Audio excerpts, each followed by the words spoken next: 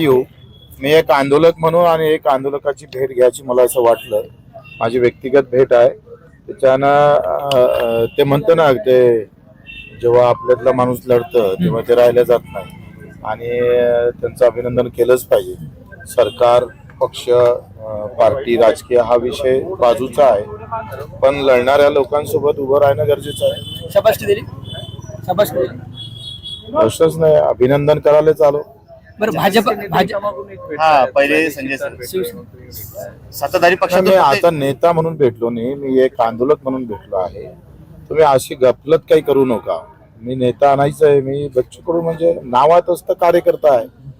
पण दिपकींनी आज असा दावा केला की त्यांच्याकडून भाजपाच्या त्यांना ऑफर येत होत्या, धमक्या सुद्धा आल्या. कोणी अशा प्रकारचं धमक्या गिमक्या देणं हा म्हणजे तो काही काळ राहिला नाही धमकीचा. त्यानं कोणी असं धमक्या देत असेल किंवा चुकीचं कोणी असं वागत असेल तर भाजपचे काय जे काही प्रमुख लोक आहेत ते धमके देत त्यांना सांगेल ना, सूचना करेल, केल्या पाहिजे. अच्छा, ते म्हणतात की शिवसेना आणि राष्ट्रवादी ईडी मुळे फोडली गेली, विरोध करताय एकीकडे ते आणि तुम्ही त्यांना भेटताय. नाही, कसं आहे, हा वैचारिक लढा आहे. आम्ही भेटायला आलो ते त्याचा आंदोलक म्हणून आलो आहे. आता प्रत्येक प्रश्नावर, प्रत्येक गोष्टीवर प्रत्येकाचे विचार वेगळे असू शकते.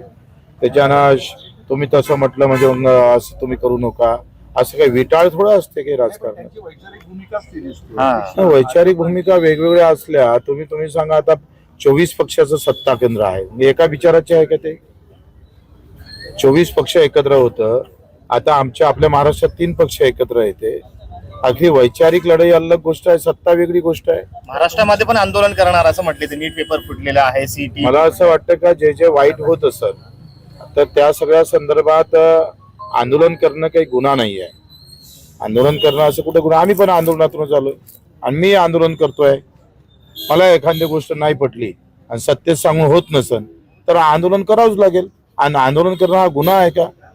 तुमच्या सरकारने जी कर्जमाफी केली आहे त्यामध्ये 2 लाखांची कर्जमाफी दिली आहे, केवायसी केल्यावर 1 लाख दिसत आहेत आणि प्रत्यक्ष खात्यात 1 लाख. हे प्रश्न फार चांगला विचारला. या प्रश्नाच्या माध्यमातून महाराष्ट्रातल्या शेतकऱ्यांचा जो गोंधळ आहे तो कमी होईल.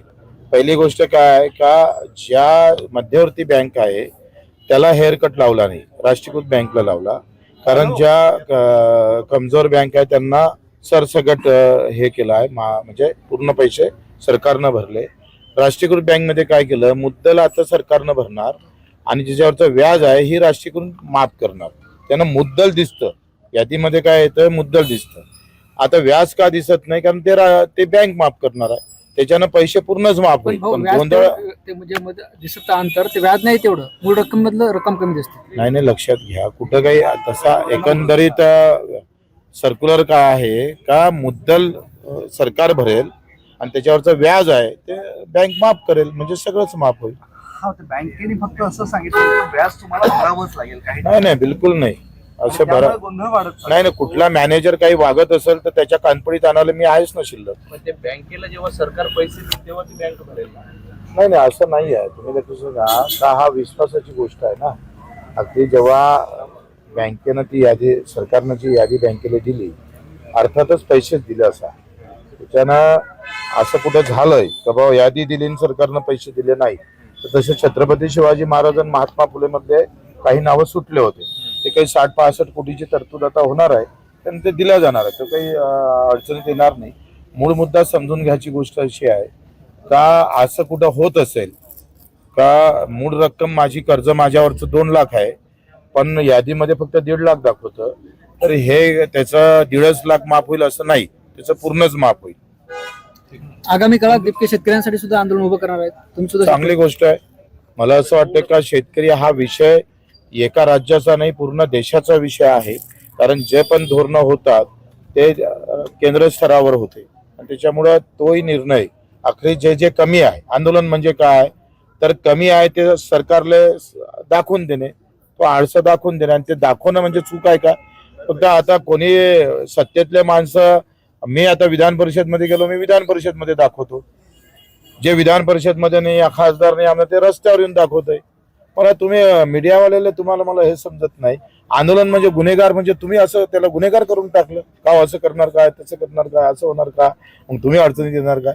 आंदोलन करणारा गुन्हेगार कसा असू शकतो? नाही, आंदोलन तसं तुम्ही नाही एवढा करत. संकोच तसं विचार नाही. का करता? तुम्ही ते आंदोलन करताय आणि तुम्ही सत्ताधारी आहे आणि आंदोलकामुळे नेहमी म्हणजे सत्ताधारीच असं- अडचणीत येतात म्हणून हा तुम्ही प्रश्न तुम्हाला सांगा, तुम्ही विचारला. एक सांगा, अडचणी हा विषय अलग आहे. आंदोलकाला एखादं आंदोलन सोडण्यासाठी आखरी चर्चा महत्वाची असते का नाही?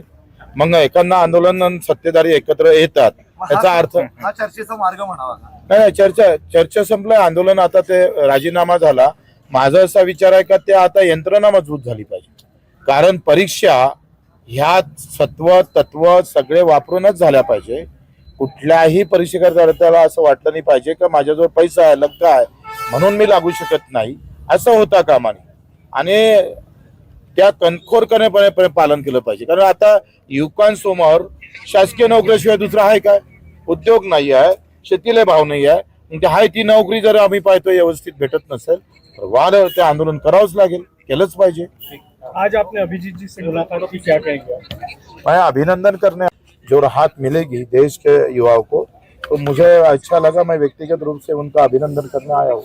आप भी सत्ता पक्ष में हैं और उन्होंने सरकार के खिलाफ- सत्ता पक्ष है बोले ऐसा थोड़ा है. मैं पाकिस्तान अमेरिका तो नहीं हूँ, मैं यहाँ का हूँ. नहीं, लेकिन यानी ऐसा तो सरकार- नहीं है कि सत्ता पक्ष वालों ने ये नहीं करना चाहिए, वो नहीं करना चाहिए, ऐसी कोई आचार संहिता तो नहीं है.